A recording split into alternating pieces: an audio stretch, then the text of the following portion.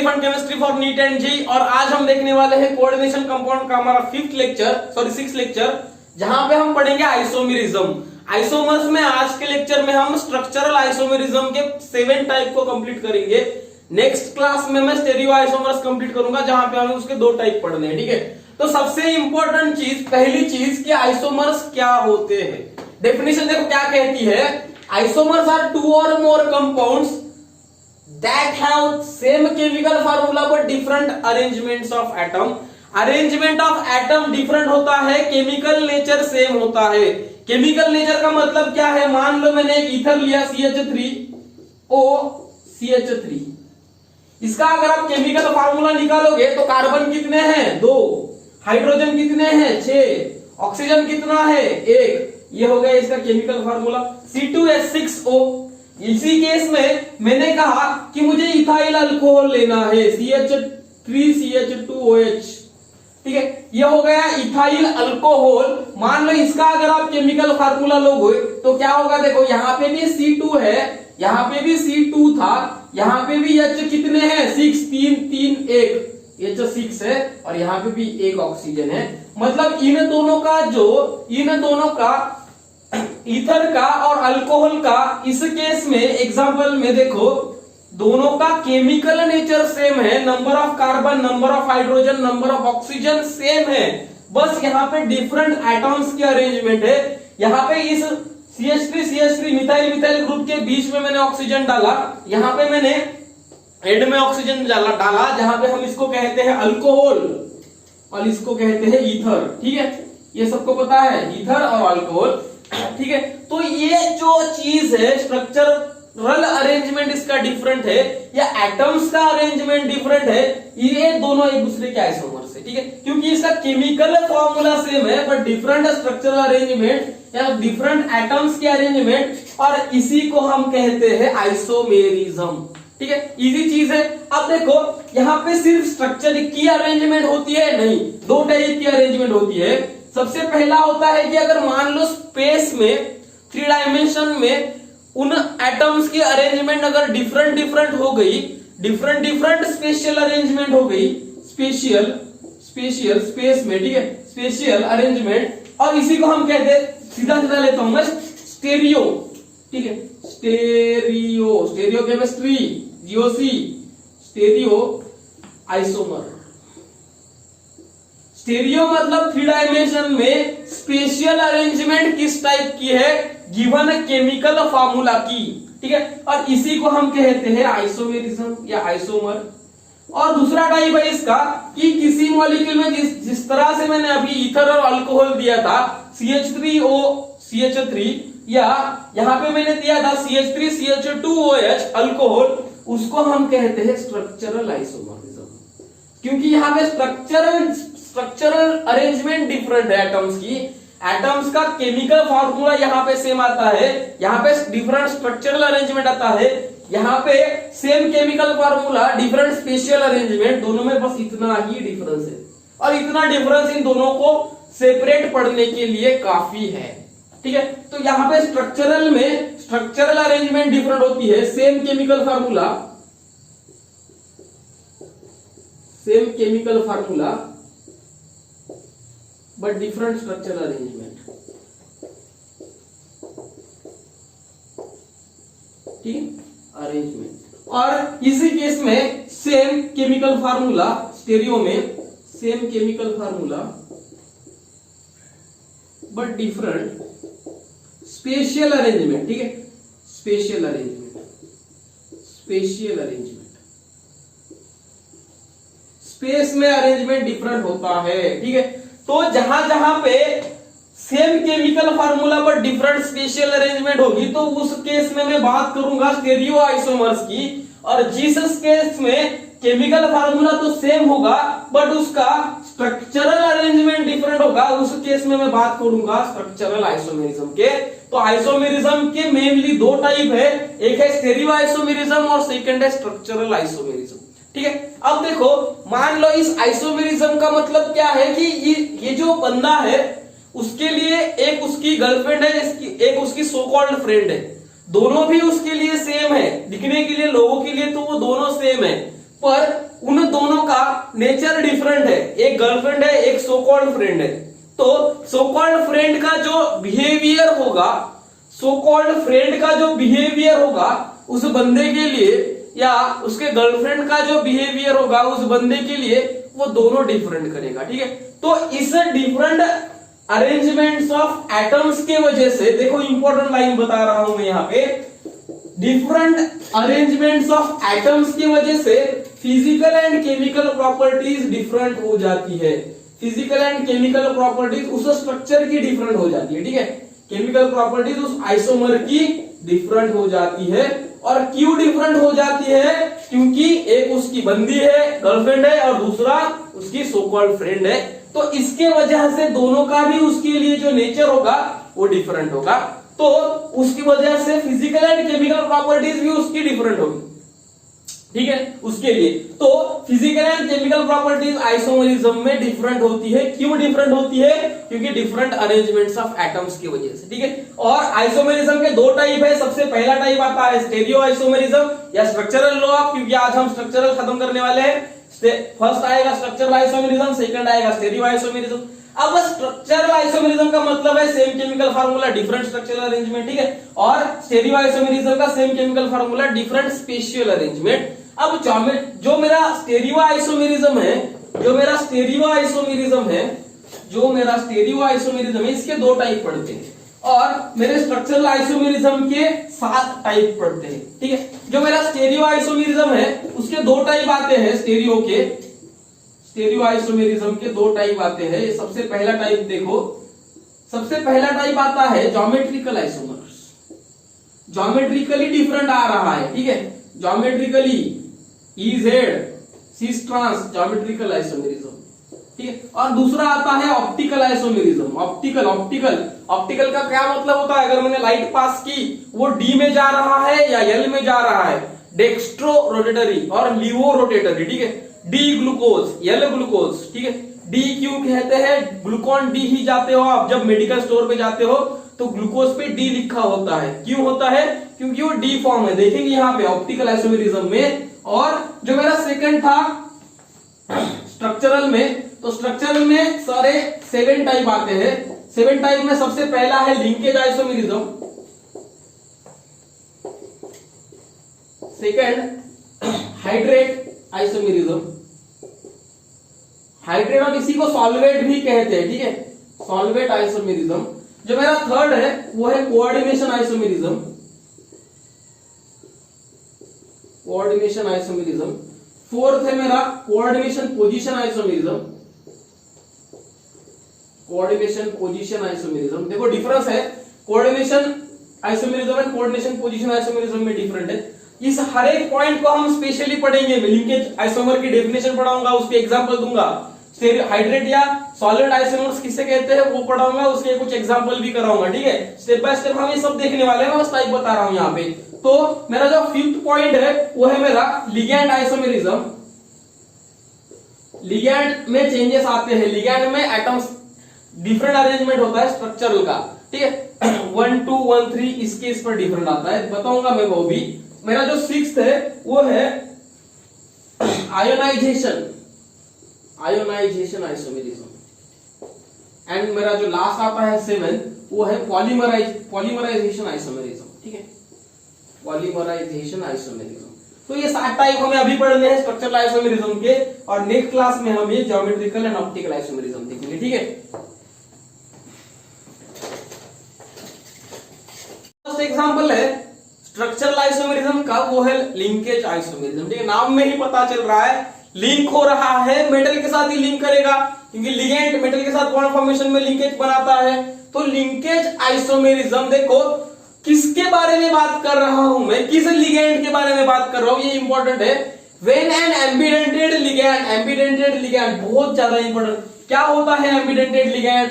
अगर मैं बात करूं NO2, ठीक है, Cn माइनस NO2 माइनस, या यही पे HCl माइनस, तो ये सारे के सारे लिगैंड क्या है? Ambidentate ligand. एम्बिडेंटेड लिगैंड क्या करता है? Attach to metal cation through the two different atom donor atoms called as the linkage isomer। मतलब ये जो मेरा NO2 माइनस है, Cn माइनस है या SCN माइनस है, जब बॉन्ड फॉर्मेशन करेगा तो ये या तो नाइट्रोजन से करेगा NO2 मेटल के साथ बॉन्ड फॉर्मेशन, या ऑक्सीजन के साथ करेगा। यहां पे अगर बात करो आप, कार्बन करेगा या नाइट्रोजन बॉन्ड फॉर्मेशन करेगा मेटल के साथ, ठीक है। इस केस में अगर बात करूं मैं तो सल्फर करेगा, ठीक है, या नाइट्रोजन करेगा बॉन्ड फॉर्मेशन मेटल के साथ। तो ये जो मेटल के साथ बॉन्ड फॉर्मेशन करने में दो स्पेसीज यूज हो रही है, एक ही लिगैंड की दो स्पेसीज डिफरेंट जगह पे यूज हो रही है, डिफरेंट आ रहा है क्या स्ट्रक्चर, यहां स्ट्रक्चरल चेंजेस आ रहे हैं। एक जगह पे Cn, यहां पे भी Cn है, यहां पे भी Cn है, बस अटैच कर रहा है, सॉरी यहाँ पे NO2 है, यहाँ पे NO2 है, जब अटैच करेगा तो नाइट्रोजन करेगा, ऑक्सीजन करेगा। यहाँ पे Cn है, यहाँ पे Cn है, अटैच कार्बन कर रहा है, अटैच नाइट्रोजन कर रहा है। यहाँ पे SCN है, ठीक है, यहाँ पे भी SCN है, यहाँ पे सल्फर अटैच करेगा, यहाँ पे नाइट्रोजन अटैच करेगा। इस केस में हम कहते हैं नाइट्रीटो या नाइट्रीटोजन, नाइट्रीटो, वो IUPAC नॉमेनक्लेचर लास्ट लेक्चर में हमने सब देखा है, कार्बन और नाइट्रोजन। यहाँ पे आप क्या करोगे, साइनो-N, ठीक है, यहाँ पे थायोसल्फेट, यस थायोसल्फेट N या थायोसल्फेट आइसोथायोसल्फेट, साइनो आइसोसाइनो, ठीक है। तो ये नॉमेनक्लेचर में हमने देखा है। तो ये जो एम्बिडेंटेड लिगैंड है, जब मेटल के साथ बॉन्ड फॉर्मेशन करेंगे तब ये अपना कोई एक एटम यूज करेंगे डिफरेंट जगह पे। अगर ये यहाँ पे नाइट्रोजन यूज करेगा और यहाँ पे ऑक्सीजन यूज करेगा तो ये एक दूसरे के क्या है, आइसोमर से, क्योंकि इसका केमिकल नेचर सेम आएगा, इनका केमिकल नेचर सेम आएगा, इनका केमिकल नेचर सेम आएगा, बस सिर्फ डिफरेंट क्या होगा उनका अरेंजमेंट और attachment of atoms to the metal, ठीक है, यही डिफरेंट होगा। अगर मैं यहाँ पे बात करूं एग्जाम्पल की, तो देखो मैंने सबसे पहला एग्जाम्पल यहाँ पे लिया कोबाल्ट NH3 टेकन 5 NO2 + 3, ठीक है, बहुत ज्यादा इंपॉर्टेंट एग्जाम्पल है। देखो इस केस में कोबाल्ट नाइट्रोजन के साथ बॉन्ड फॉर्मेशन कर रहा है, ठीक है, नाइट्रोजन के साथ बॉन्ड फॉर्मेशन कर रहा है। NO2 का स्ट्रक्चर किस तरह से होता है, nitrogen double bond O, single bond O minus एक लोन पेयर। यहाँ पे डोनर एटम क्या क्या है, यहाँ पे डोनर एटम क्या है, नाइट्रोजन भी है, ऑक्सीजन भी है, ठीक है। तो ये ऑक्सीजन की जगह पे नाइट्रोजन करेगा या ऑक्सीजन करेगा, ये बॉन्ड फॉर्मेशन में हमें देखा है। सबसे पहली केस में तो नाइट्रोजन ने बॉन्ड फॉर्मेशन किया। अब दूसरी केस देखो, मैं यही लेता हूं cobalt NH3 taken 5 times ONO, इसको हम कहते हैं नाइट्रो, इसको हम कहेंगे नाइट्रीटो, ठीक है, ONO। अब देखो यहाँ पे जो चार्ज था मेरे पूरे कॉम्प्लेक्स के ऊपर वो +3 था।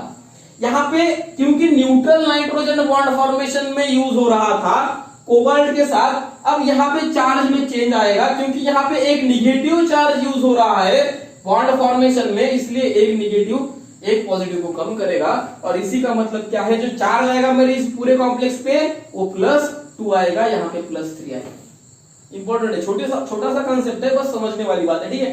तो जहां पे नाइट्रोजन और यहाँ पे कोबाल्ट के साथ क्या बॉन्ड फॉर्म कर रहा है, ऑक्सीजन कर रहा है, ठीक है, यहाँ पे ऑक्सीजन कर रहा है। जहां पे नाइट्रोजन करता है उसको हम नाइट्रो कहते हैं, यहाँ पे ऑक्सीजन करता है उसको हम नाइट्रीटो कहते हैं। और ये जो दोनों है, ये दोनों एक दूसरे के साथ क्या है, लिंकेज आइसोमर से, लिंकेज आइसोमर से। ठीक, अगर मैं बात करूं, अगर मैंने आपको एग्जांपल में दिया ये दोनों का, और बताओ किस टाइप का आइसोमेरिज्म ये शो करते हैं, तो किस टाइप का आइसोमेरिज्म शो करेंगे, cobalt NH3 taken 5 times nitro group NO2 एक बार अगर नाइट्रोजन कर रहा है, और उसी केस में अगर नाइट्रीटो ऑक्सीजन दूसरी बार कर रहा है, तो ये एक दूसरे के लिए आइसोमर्स तो है, different structural arrangements, different attachments of atoms, arrangements हो रहा है एटम्स का डिफरेंट, पर उसमें भी कौन सा टाइप है, लिंकेज टाइप है, ठीक है। उसमें भी ये टाइप कौन सा है, लिंकेज, जो मेरा फर्स्ट वन आज का था स्ट्रक्चरल आइसोमेरिज्म का। अब ये हो गया मेरा फर्स्ट लिंकेज आइसोमेरिज्म। अब मैं बात करूंगा मेरा सेकंड आइसोमेरिज्म, ठीक है। सेकंड आइसोमेरिज्म का टाइप है स्ट्रक्चरल आइसोमेरिज्म का, वो है आयोनाइजेशन आइसोमेरिज्म, ठीक है। अब आयोनाइजेशन नाम में ही पता चलता है आयंस का फॉर्मेशन हो रहा है, ठीक है, आयंस फॉर्मेशन हो रहा है और उस आयंस के बेसिस पर हमें स्ट्रक्चरल अरेंजमेंट डिफरेंट देखना है। तो देखो एग्जांपल के तौर पे बताऊंगा मैं। सबसे पहली बात, आयोनाइजेशन आइसोमेरिज्म क्या होता है? Exchange of ligand between coordination sphere and ionization sphere. मतलब यहाँ पे लिगैंड का एक्सचेंज हो रहा है कोऑर्डिनेशन स्फीयर जो अंदर वाला होता है, मेरा बॉक्स होता है, जो मेरा स्क्वायर ब्रैकेट होता है, एंड आयोनाइजेशन स्फीयर मतलब ब्रैकेट को छोड़ के जो आयंस मेरे प्रेजेंट है वो सारी जगह आयोनाइजेशन स्फीयर में आती है। अगर मैं यहाँ पे बात करूं एग्जांपल की, कोबाल्ट वही लिया मैंने, अमोनिया लिया, NH3 taken 5 times, NH3 taken 5 times, Br bromine and SO4। अब देखो इस केस में अगर आपको पता करना है कि कौन सा मेरा कोऑर्डिनेशन स्फीयर है, कौन सा मेरा आयोनाइजेशन स्फीयर है, तो सबसे पहली बात देखो, ये जो मेरा स्क्वायर ब्रैकेट है ये पूरा का पूरा यहां तक ये मेरा कोऑर्डिनेशन स्फीयर आता है, ठीक। कोऑर्डिनेशन स्फीयर हमने पढ़ा है इंपॉर्टेंट टर्म्स में, और ये मेरा आयोनाइजेशन स्फीयर। यहां तक बात क्लियर है? अब देखो अगर मैंने इनको आयोनाइज किया, इनको अगर मैंने डिसोशिएट किया, इनको मैंने अगर आयोनाइज किया तो ये किस तरह से टूटेंगे? NH3 taken 5 times, Br plus SO4 2 minus. अगर ये 2 माइनस खुद पे रखता है तो ये -2 का +2 देगा, ठीक है। तो यहां तक तो चीजें सीधी सीधी है, ठीक। अब ये बात क्या कर रहा है? Exchange of ligand between coordination sphere and ionization sphere. ये आयोनाइजेशन स्फीयर है, ये आयोनाइजेशन स्फीयर है, ये कोऑर्डिनेशन स्फीयर है। इस कोऑर्डिनेशन स्फीयर में या आयोनाइजेशन स्फीयर में लिगैंड का एक्सचेंज होगा, इसका ये मानना था। अब देखो लिगैंड का एक्सचेंज होगा तो क्या होगा? यहां पे SO4 Br को रिप्लेस करेगा, SO4 2 माइनस Br को रिप्लेस करेगा। ये भी मोनोडेंटेड लिगैंड है, ये भी मोनोडेंटेड लिगैंड है, ये भी निगेटिव लिगैंड है, ये भी निगेटिव लिगैंड है। बस बात है ये -1 चार्ज देता है, ये -2 चार्ज देता है, ठीक है। तो इस केस में जो चार्ज आएगा, एग्जाम्पल क्या बनेगा इसका? फिर अगर मैंने SO4 Br से रिप्लेस कर दिया तो ये क्या बनेगा? ठीक है, cobalt NH3 taken 5 times SO4 Br plus Br minus ये +1। मतलब अगर ये दिया मैंने एग्जांपल, एंड दो अलग एग्जांपल है, यहां पे मेरा Br SO4 के साथ अगर रिप्लेस हो गया तो ये इस तरह से कुछ बनेगा। और इसी का मतलब क्या है? अगर मैंने इसको तोड़ा तो ये जोड़ा तो ये इस तरह से दिखेगा मुझे, NH3 taken 5 times SO4 Br minus. मतलब यहाँ पे जो मेरा Br यहाँ पे अंदर था, यहाँ पे मेरा Br क्या हो गया? बाहर आया, माइनस नहीं Br, ठीक है। तो ये दोनों एक दूसरे के लिए क्या है? तो ये दोनों एक दूसरे के लिए क्या है? देयरफॉर ये दोनों क्या है? इट इज कौन सा आइसोमेरिज्म है? आयोनाइजेशन आइसोमेरिज्म, क्योंकि इसमें आयंस एक्सचेंज हो रहे हैं, ये वाले आयंस एक्सचेंज हो रहे हैं, ये वाले आयंस यहाँ पे एक्सचेंज हो रहे हैं, और इसी को हम कहते हैं आयोनाइजेशन स्फीयर, ठीक है। आयोनाइजेशन स्फीयर क्या होता है? आयंस का एक्सचेंज होना ionization sphere and coordination sphere में, और इसी को हम कहते हैं ionization isomerism, sorry ionization isomerism, ठीक है, आयोनाइजेशन आइसोमेरिज्म। यहां तक तो सबको क्लियर है, ठीक है। इंपॉर्टेंट चीज है, बहुत इंपॉर्टेंट चीज है, इजी भी है, बस आयन का एक्सचेंज हो रहा है, यही देखना है, ठीक है। देखो मोस्ट ऑफ द बच्चे जो अभी 11th 12th में है नीट के प्रिपरेशन के लिए, जहां से मेरा होम टाउन है वहां पे नांदेड़ में आते हैं। नांदेड़ एक डिस्ट्रिक्ट है, बहुत अच्छा हब है वहां पे। नियरली 11th एंड 12th के 2 लाख रुपए लगते हैं एक बच्चे के, ठीक है। तो मोस्ट ऑफ द बच्चे फार्मर बैकग्राउंड्स में आते हैं, मतलब जो जिनके मतलब माता पिता खेती बाड़ी करते हैं और उनको पढ़ाते हैं। 2 लाख रुपए उनकी कोचिंग की फीस, नियरली 1 से 2 लाख रुपए उनका खाने पीने और रहने का खर्चा आता है। तो 2 से 3 साढ़े 3 लाख रुपए वो स्पेंड करते हैं एक बंदे पे, एक बच्चे पे उनके। और उसका बच्चा क्या करता है? वहां पे बहुत से यूनियन है अभी के टाइम पे, मतलब जो उनको डिस्ट्रैक्ट करते रहते हैं, संगठना जिसे बोलते हैं मराठी में, ठीक है। तो आप उससे बच के रहिएगा। आपको अगर कोई बड़ा लीडर होना है तो आपके माँ बाप के 2 से 4 लाख रुपए आप वेस्ट मत करो इस संगठना में, उस संगठना में, इसके पीछे उसके पीछे भागने से कुछ नहीं होगा बेटा। पढ़ाई पे फोकस करो। अगर यही करना है तो फिर पढ़ाई पे आओ ही मत, नीट का प्रिपरेशन ही मत करो। तुम्हारे माँ बाप के पैरों की छालों को देखो, जो 2-2 साल 3-3 लाख रुपए आपको, उनकी पूरे साल की मेहनत आपको एक महीने में, एक साल के लिए खर्च करने के लिए देते हैं, तो उनके पास कुछ नहीं बचता, खुद फटे हुए कपड़े पहनते हैं और आपको सब कुछ देते हैं। ठीक है, फार्मर्स की लाइफ बहुत डिफिकल्ट होती है। अगर आप देखोगे तो आपको पता चलेगा, मोस्ट ऑफ द स्टूडेंट्स जो वहां पे आते हैं नांदेड़ में, जहां पे मेरा होम टाउन है, वो सारे के सारे फार्मर बैकग्राउंड में आते हैं, विलेजेस के लोग आते हैं वहां पे पढ़ने के लिए। ठीक है, तो मैंने बस ऐसे ही कहा था, पढ़ लो थोड़ा। ये हो गया मेरा आयोनाइजेशन आइसोमेरिज्म।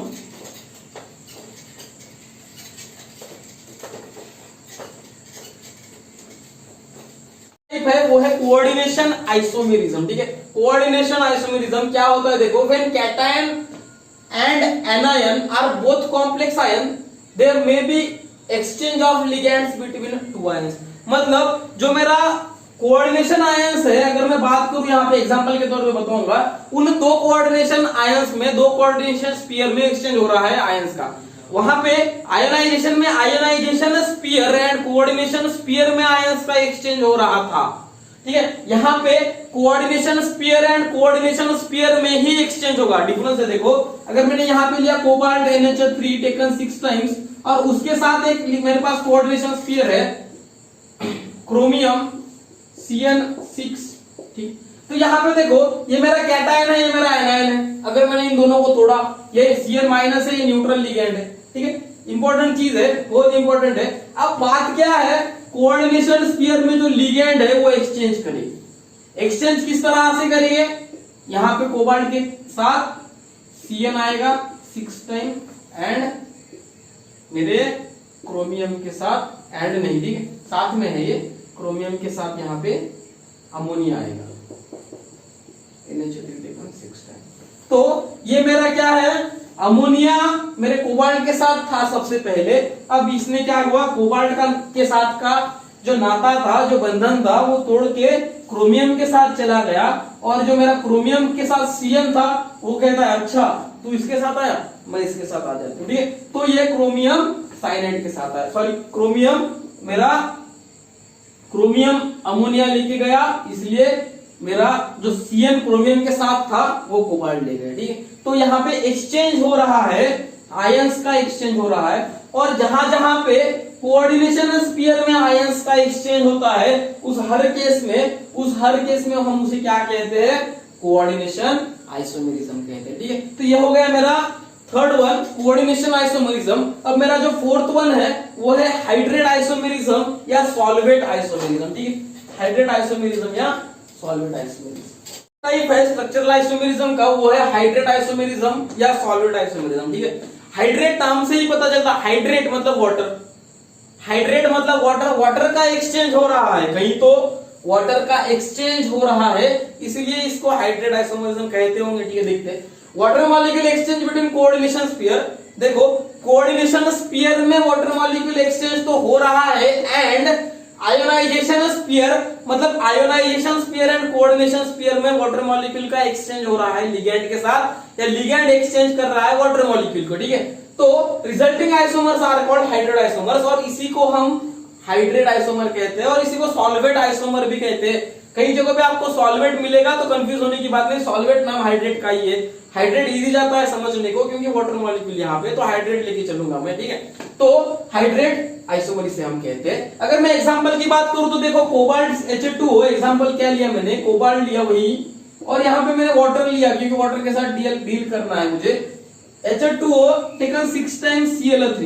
अब इसका जो कोऑर्डिनेशन स्फीयर है ये है, इसका आयोनाइजेशन स्फीयर इस तरह से, अगर आप इसको तोड़ोगे तो किस तरह से टूटेगा, डिसोशिएट करोगे तो किस तरह से होगा भाई, H2O6 प्लस 3Cl माइनस, मतलब यहाँ पे प्लस 3, इस तरह से टूटेगा। अच्छा, अब देखो मैंने क्या किया, मुझे इस वाटर मॉलिक्यूल को एक्सचेंज करना है आयोनाइजेशन स्फीयर के साथ, मतलब इस Cl के साथ। अब देखो अगर दूसरा एग्जांपल मैंने यहीं पे दिया, cobalt H2O taken 4 times Cl2H2O।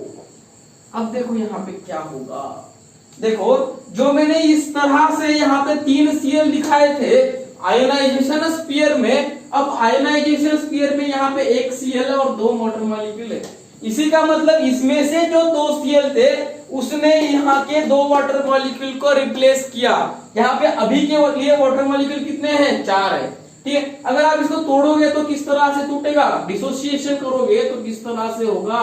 H2 taken 4 times Cl2 plus Cl minus ये +1। ठीक है, तो ये इस तरह से टूटेगा, ये +3 होगा, ये +1 होगा। इन दोनों में physical and chemical properties different आएगी क्योंकि इनका स्ट्रक्चरल अरेंजमेंट डिफरेंट है, एटम्स का अरेंजमेंट डिफरेंट है। और किस बेसिस पर डिफरेंट है? आइसोमेरिज्म के, स्ट्रक्चरल आइसोमेरिज्म के किस बेसिस पर डिफरेंट है? तो वो किस बेसिस पर है? हाइड्रेट आइसोमेरिज्म के बेसिस पर है, सॉल्वेट आइसोमेरिज्म के बेसिस पे है। ये हो गया मेरा 4th पॉइंट। जो मेरा नेक्स्ट है वो है coordination position isomerism. 5th one है कोऑर्डिनेशन पोजीशन आइसोमेरिज्म। देखो यहाँ पे कोऑर्डिनेशन आइसोमेरिज्म हमने पहले देखा था, एक कोऑर्डिनेशन आइसोमेरिज्म का ही पोजीशन का पोर्शन है। ठीक है, coordination position isomerism, coordination sphere में इस पूरे बॉक्स में हमें सिर्फ पोजीशन चेंज करनी है आयंस की, यहाँ की हो या यहाँ की हो या यहाँ की हो। ठीक है, देखेंगे एग्जांपल करके। तो देखो डेफिनेशन क्या कहती है, इन ब्रीजिंग कॉम्प्लेक्स, हम यहाँ पे सिर्फ ब्रीजिंग कॉम्प्लेक्स के बारे में बात करेंगे क्योंकि डेफिनेशन कह रही है। ठीक, in bridging complex the exchange of non bonding ligands. Non bonding ligands का मतलब जो टर्मिनल लिगेंड्स होते हैं, ठीक है, बात करूंगा मैं, लिगेंड्स बिटवीन 2 मेटल कैटायंस, मतलब 2 मेटल कैटायन में गिव्स कोऑर्डिनेशन पोजीशन आइसोमेरिज्म। अगर एक्सचेंज हो रहा है टर्मिनल लिगेंड्स का, तो सेंट्रल मेटल एटम्स में, 2 मेटल आयन में, 2 मेटल कैटायन में, तो उस आइसोमर्स को, उस आइसोमेरिज्म को हम कहेंगे कोऑर्डिनेशन पोजीशन आइसोमेरिज्म। ठीक है, बात तो सही थी, इजी थी। देखो एग्जांपल क्या है इसका, एग्जांपल देखो, अगर मैंने यहां पे लिया कोबाल्ट, ब्रिजिंग में अमोनिया लिया, ठीक है, NH2, NH3 होता तो वो ब्रीच नहीं करता, ये NH2 है, एक हाइड्रोजन कम है इसलिए ब्रीच करेगा। और यहां पे मैंने लिया O2, कोबाल्ट भी लिया साथ में, ठीक है, दोनों एक जैसे लिए मैंने। यहां पे मैंने लिया NH3 अमोनिया, कितना टाइम्स? 2 टाइम्स, और Cl2, इसका कोऑर्डिनेशन नंबर 6 है ऑक्टाहेड्रल। तो देखो अब यहां पे इसका भी कोऑर्डिनेशन नंबर मुझे 6 ही करना है। मैंने यहाँ पे अमोनिया लिया, NH3 टेकन। अब देखो यहाँ पे 2 और 4 अमोनिया यहाँ पे है, एक कोबाल्ट के साथ 4 अमोनिया यहाँ पे है, इस कोबाल्ट के साथ 2 अमोनिया यहाँ पे टर्मिनल पे है, इस कोबाल्ट के साथ कोई भी क्लोरीन नहीं है, इस कोबाल्ट के साथ 2 क्लोरीन है, और जो मेरा अमोनिया NH2 और O2 ग्रुप है, ये ब्रीजिंग लिगैंड है, ये ब्रीच कर रहे हैं। ठीक है, और बेसिकली जो मेरा कॉम्प्लेक्स है वो क्या है? ब्रीजिंग कॉम्प्लेक्स है। ठीक है, यही करना था हमें, ये डेफिनेशन ये बता रही थी, इस तरह के कॉम्प्लेक्स में अगर लिगैंड का एक्सचेंज होगा तो वो कोऑर्डिनेशन पोजीशन आइसोमेरिज्म होगा। देखते हैं लिगैंड का एक्सचेंज किस तरह से होता है। देखो जो यहाँ पे मैंने 2 अमोनिया दिए हैं, इसका मैंने, इसके साथ जो 2 क्लोरीन है, इसके एक क्लोरीन को मैंने यहाँ पे डाला और इसके अमोनिया के एक अमोनिया को वहां पे डाला। देखो क्या होगा, एंड अगर यही आपको एग्जांपल में आया तो इस तरह से होगा, NH3 इसके साथ Cl, NH3 कितना टाइम होगा? 3 टाइम, कोबाल्ट, अमोनिया जो ब्रिजिंग का है वो तो चेंज नहीं होगा, साथ में O2, यहाँ पे कोबाल्ट, इसके साथ अमोनिया टेकन। अब ये कितना था? 2 टाइम्स था, एक बढ़ गया 3 टाइम्स प्लस Cl। ठीक है, इस कोऑर्डिनेशन के बाहर कुछ चेंज नहीं हुआ, अंदर के अंदर ही कोऑर्डिनेशन में पोजीशन चेंज हुई। ये दोनों डिफरेंट एग्जांपल है।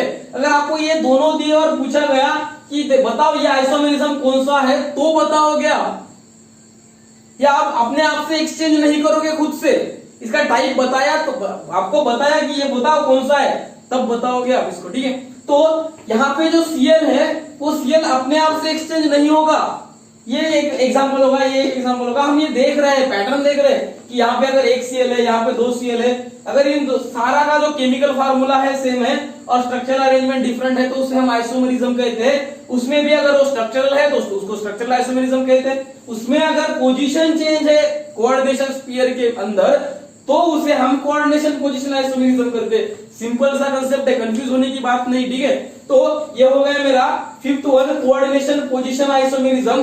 देखो जो मेरा सिक्स्थ वन है वो है लिगैंड आइसोमेरिज्म। नेक्स्ट आइसोमेरिज्म है, आइसोमर है स्ट्रक्चरल आइसोमेरिज्म का सिक्स्थ वन, वो है मेरा लिगैंड आइसोमेरिज्म। ठीक है, यहाँ पे लिगैंड में अरेंजमेंट डिफरेंट होगी, कुछ भी नहीं होगा। ठीक है, क्या बताया देखो, ligand which can adopt different isomeric form, मतलब लिगैंड में एटॉम्स का अरेंजमेंट, स्ट्रक्चरल अरेंजमेंट लिगैंड्स में ही डिफरेंट होगा। मान लो मैंने यहां पे लिया 1,2 डायअमीनो, ओके 1,2 डायअमीनो प्रोपेन लिया मैंने यहां पे प्रोपेन। अब देखो मैंने अगर इसको बनाया तो किस तरह से बनेगा, ये CH3 CH2 CH2, ठीक है CH, सॉरी। अब मुझे निकालना है डायअमीन, डाई का मतलब दो अमोनिया की मॉलिक्यूल, कार्बन की वैलेंसी आपको देखनी है 4 होनी चाहिए, नाइट्रोजन, अच्छा ठीक है NH2 सॉरी। अब इस केस में देखो जो मेरा ये लिगैंड है, इस लिगैंड में 2 डोनर एटम्स है ना, अमोनिया 2 है, ये दोनों के दोनों डोनर एटम्स के तरह रिएक्ट करके इसको हम बाइडेंटेड लिगैंड कहेंगे। बाइडेंटेड लिगैंड है जब ये रिंग फॉर्मेशन करेगा या चिलेशन करेगा, चिलेटिंग लिगैंड लेक्चर नंबर 3, ठीक है। तो ये 5 मेंबर्ड रिंग बनाएगा, स्टेबल रिंग बनाएगा। तो ये हो गया मेरा एक 1,2 डायअमाइन प्रोपेन। अब इसी को क्या किया मैंने, एंड 1,3 डायअमाइन प्रोपेन लिया मैंने, 1,3 डायअमीनो प्रोपेन। अब इसी जगह पे क्या करना है आपको, यहाँ पे अमोनिया लगाना है, यहाँ पे अमोनिया लगाना है, इसको CH2 करना है। किस तरह से करोगे, CH2 CH2 CH2 NH2 NH2। अब यहाँ पे भी 2 डोनर एटम्स है, यहाँ पे भी 2 डोनर एटम्स है। अगर आप इन दोनों का केमिकल नेचर देखोगे, नंबर ऑफ कार्बन देखोगे 1 2 3, कार्बन 3 है, हाइड्रोजन 3 4 5 6, देख 4 6 7 8 9 10, यहाँ पे हाइड्रोजन 10 है, नाइट्रोजन 2 है, और इसमें भी सेम केमिकल नेचर है, कार्बन 3 है, नाइट्रोजन 2 है, हाइड्रोजन हाइड्रोजन 10 है, मतलब 10 हाइड्रोजन 2 नाइट्रोजन 2 नाइट्रोजन 3 कार्बन। इन दोनों का केमिकल नेचर सेम है, बस यहाँ पे इनकी जो अटैचमेंट्स है एटम्स की डिफरेंट है, स्ट्रक्चरल अरेंजमेंट स्ट्रक्चर का डिफरेंट है। और ये है लिगैंड, ये दोनों के दोनों लिगैंड है, ये दोनों 2 डोनर एटम है, ठीक है। ये मेटल के साथ इस तरह से बॉन्ड फॉर्मेशन करेंगे, ये मेटल के साथ इस तरह से बॉन्ड फॉर्मेशन करेंगे, ये 5 मेंबर्ड बनाएगा, ये 6 मेंबर्ड रिंग बनाएगा, चिलेटिंग एजेंट है, देखो बाइडेंटेड लिगैंड है, और इसी वजह से हम इसे कहते हैं लिगैंड आइसोमेरिज्म। इंपॉर्टेंट चीज है। और जो मेरा लास्ट वन जो मेरा है वो है पॉलीमराइजेशन आइसोमेरिज्म, ठीक है, पॉलीमराइजेशन आइसोमेरिज्म। आइसोमर है स्ट्रक्चरल आइसोमेरिज्म आज का, वो है पॉलीमराइजेशन आइसोमर।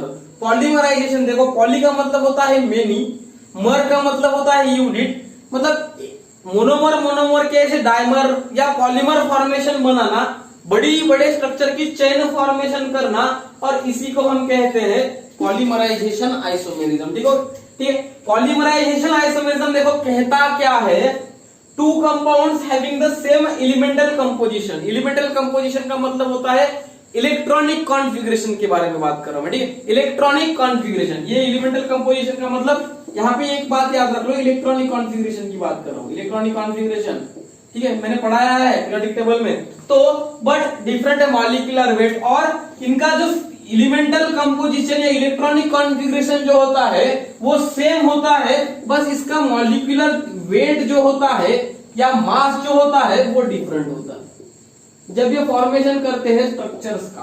ठीक, अब ये किस तरह से करते हैं, मान लो मेरे पास मेटल है कॉपर, सिल्वर एंड गोल्ड, एक रोके है तीनों के तीनों, ठीक है, copper gold silver, copper silver gold, ये तीनों का इलेक्ट्रॉनिक कॉन्फ़िगरेशन सेम ही है, बस ये 3D है, ये 4D है, ये 5D है, ठीक है। इसका अगर आप निकालोगे तो 3D10 4s1 आएगा, इसका 4D10 5s1,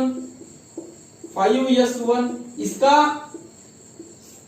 5D10 6s1, इस तरह से आएगा, ठीक है।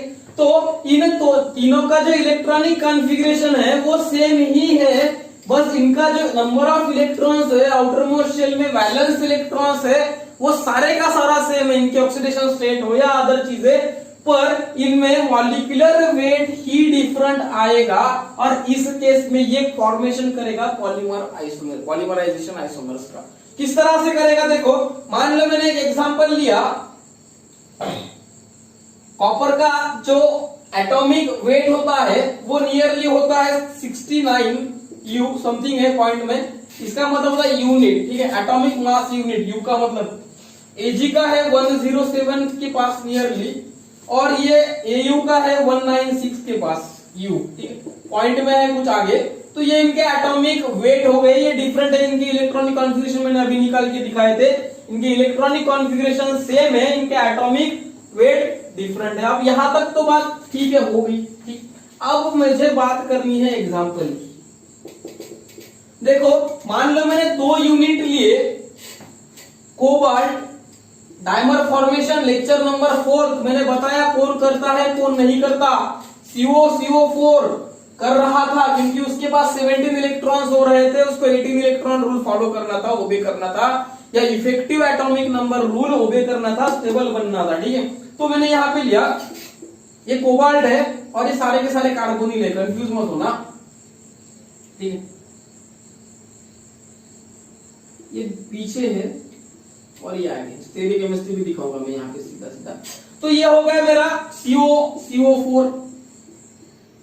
अब इसका माइनस निकालना पड़ेगा, तभी ये क्या करेगा, रिडक्शन करेगा, रिडक्शन करेगा तो डायमर फॉर्मेशन करेगा, ठीक है, ये सबको पता है, मैंने पढ़ाया है लेक्चर नंबर 3 में डायमर फॉर्मेशन। तो अब ये क्या करेगा, डायमर फॉर्मेशन बनाएगा। अगर मैंने इसके साथ एक मेटल लिया, अब ये मेटल अगर मैंने कॉपर लिया तो अलग, कॉपर लिया, गोल्ड लिया या सिल्वर लिया, इन तीनों में से मैंने कोई मेटल लिया, तो ये तीनों में से जो मेटल मैं यूज करूंगा उसका स्ट्रक्चर फॉर्मेशन होगा, केमिकल कंपोजिशन इनका सेम है, बस इनका मॉलिक्यूलर वेट डिफरेंट है, वैलेंस इलेक्ट्रॉन्स तो इनके सेम है, इनका केमिकल नेचर सराउंडिंग सेम है, ठीक है। तो ये जो मेटल यहाँ पे जाएगा वो उसके टाइप का डायमर फॉर्मेशन बनाएगा या पॉलीमराइजेशन फॉर्मेशन बनाएगा और वो टाइप का स्ट्रक्चर बनेगा। अगर मैंने कॉपर लिया तो कॉपर का बनेगा, एजी लिया तो एजी का बनेगा, एयू लिया तो एयू का स्ट्रक्चर बनेगा। अगर मैंने इनको चेंज किया तो उसके आइसोमर होंगे। अगर एजी के साथ मैंने कॉपर का बताया तो कॉपर का एजी आइसोमर होगा, क्योंकि एजी एंड कॉपर एंड एयू तीनों एक दूसरे के लिए केमिकल नेचर में सेम आते हैं, ठीक है। तो यहाँ पे मैंने एक मेटल यूज किया, तो ये किस तरह से फॉर्मेशन करेगा, ये मेटल ब्रिज में लेगा और यहाँ पे 2 कोबाल्ट फॉर्मेशन होंगे और इसके 2 यूनिट जैसे के तैसे ज्वाइंट हो जाएंगे। मैंने इनको अगर निकाला, ठीक है, तो ये सीओ यहाँ पे आएगा, एक सीओ यहाँ पे आएगा, सामने वाला यहाँ पे आएगा, ठीक है। इसके एग्जैक्ट उल्टा ये होगा क्योंकि रिपल्सन कम करने के लिए ये ऊपर चला जाएगा, ठीक है, टिल्ट होता है। आप जब स्टेरियोकेमिस्ट्री में पढ़ाऊंगा तो बताऊंगा यहाँ पे। तो ये जो मेरा होगा ये यहाँ पे क्या होगा, ऊपर जाके सीओ ठीक लाइन जाएगी, ये यहाँ पे चला जाएगा, ये यहाँ पे आएगा, सीओ आ गया यहाँ पे, देन मेरा यहाँ पे एक सीओ आ गया, 1 2 3 एक बचा हुआ यहाँ, तो ये मेरा डायमर फॉर्मेशन हो गया। अब ये पॉलीमराइजेशन फॉर्मेशन भी करता है। अगर मैंने यहाँ पे एजी लिया, एजी सिल्वर लिया, तो ये किस तरह से करेगा, एजी यहाँ पे कोबाल्ट, यहाँ पे कोबाल्ट, यहाँ पे कोबाल्ट, यहाँ पे कोबाल्ट। अब इस कोबाल्ट के साथ जो 4 बॉन्ड फॉर्मेशन है वो भी आपको इसी तरह से दिखाने पड़ेंगे, इसी तरह से दिखाने पड़ेंगे जिस तरह से मैंने निकाला है। तो ये हो गया पॉलीमर, इसको कहते हैं हम, पॉली का मतलब मेनी, पॉलीमर फॉर्मेशन, पॉलीमर, ठीक है। तो पॉलीमराइजेशन आइसोमर किसे कहते हैं, जहां पे मेटल यूज होता है सेम केमिकल नेचर वाला, कॉपर एयू एजी वाला, इस तरह से कोई भी मेटल हो सकता है, बस इन तीनों का नेचर जिस तरह से सेम है उस तरह से। तो वो जब डायमर फॉर्मेशन करेगा या डायमर के सामने चला जाएगा पॉलीमर फॉर्मेशन करने के लिए, तो तब के केस में पॉलीमराइजेशन आइसोमेरिज्म शो करेगा, ठीक है। तो पॉलीमराइजेशन ये हो गया हमारा स्ट्रक्चरल आइसोमर्स का लास्ट पॉइंट। कल के लेक्चर में हम देखेंगे geometrical isomerism and optical isomerism, जो हमारा स्पेशल अरेंजमेंट का स्टेरियोकेमिस्ट्री का पोर्शन आता है, ठीक है। तो आज के लिए बस इतना ही। अगर आपको इसमें कुछ डाउट आए या कुछ क्वेश्चंस हो तो मुझे कमेंट सेक्शन में प्लीज बताना।